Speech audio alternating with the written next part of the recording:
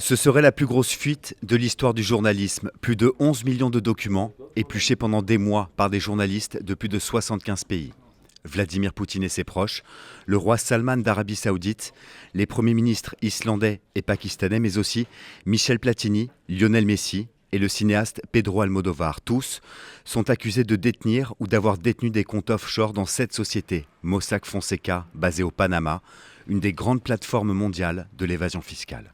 Les clients s'adressent à ces personnes parce qu'en général, ils ont de l'argent ou des biens qu'ils veulent faire disparaître aux yeux du fisc national.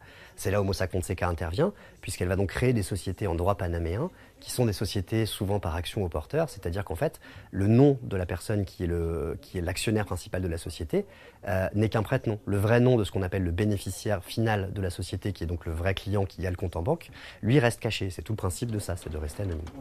Au total, les noms de milliers de personnes apparaîtraient dans ces fichiers, parmi lesquels 12 chefs d'État ou de gouvernement, dont 6 en activité, 128 dirigeants politiques et hauts fonctionnaires, 29 des 500 personnes les plus riches du monde et en tout, environ 1000 ressortissants français, dont des personnalités politiques et économiques de premier plan.